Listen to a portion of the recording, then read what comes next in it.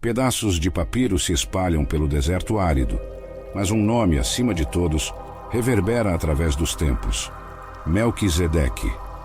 Imagine-se no calor do deserto, o sol dourado batendo em sua face, quando de repente você se depara com uma cidade vibrante, Salém, a futura Jerusalém. Entre seus habitantes, um rei sacerdote se destaca não apenas por sua liderança, mas por sua aura misteriosa. Melquisedeque, cujo nome significa Rei da Justiça, não tem nem início nem fim registrados em sua linhagem. Quem era esse homem que aparece de repente e abençoa o patriarca Abraão? Gênesis capítulo 14, versículo 18 a 20.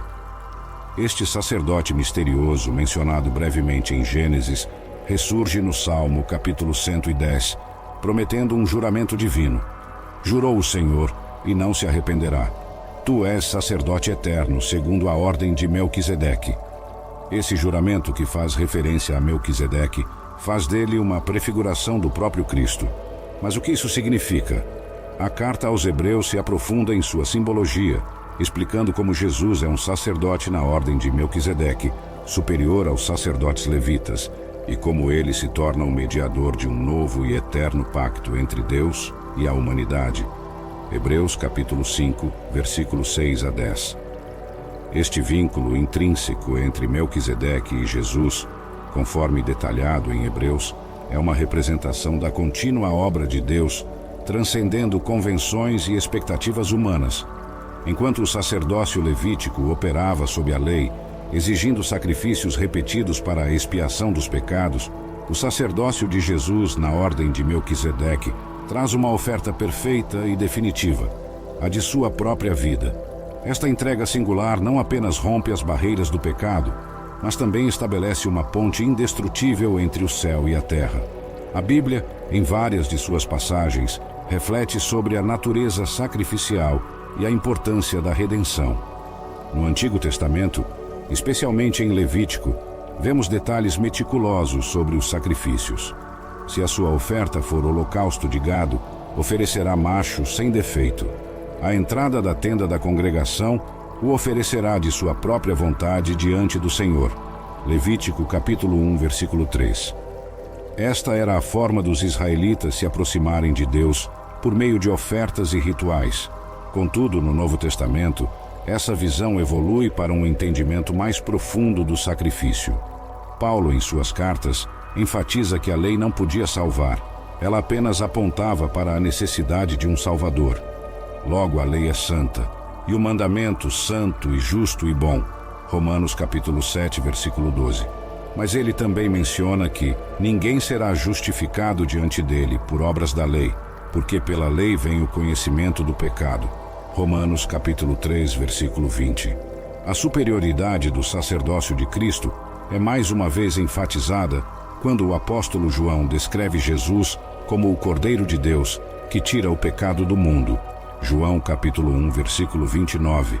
Esse cordeiro é uma referência direta ao sacrifício pascal, mas ao contrário dos cordeiros que eram sacrificados todos os anos na Páscoa, Jesus se sacrificou uma vez por todas.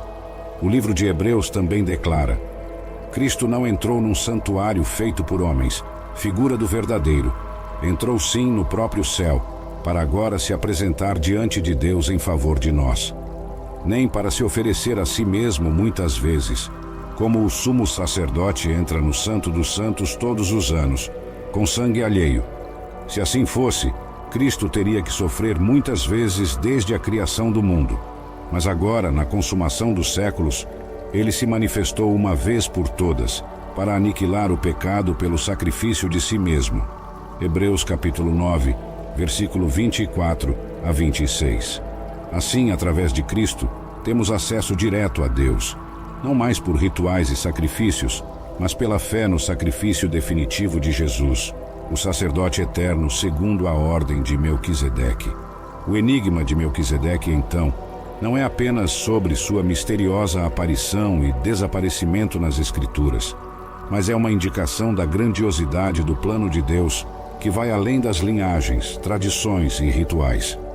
Em Melquisedeque, vemos um sinal da universalidade da graça de Deus, preparando o caminho para o sacerdócio de Cristo, que abrange todas as nações e povos. E assim como Abraão reconheceu a grandeza de Melquisedeque e lhe deu o dízimo, somos chamados a reconhecer a soberania de Cristo e a oferecer nossas vidas como um ato de adoração e gratidão. O aparecimento de Melquisedeque nas Escrituras, apesar de breve, carrega um peso teológico profundo. Ao considerar sua figura sem genealogia, sem começo nem fim, encontramos um paralelo com a natureza eterna de Cristo. Ele não é apenas um sacerdote ou rei passageiro, mas um indicativo da eternidade de Deus que se manifesta na história humana. Na cultura hebraica, a genealogia é de extrema importância. Define direitos, heranças e identidades.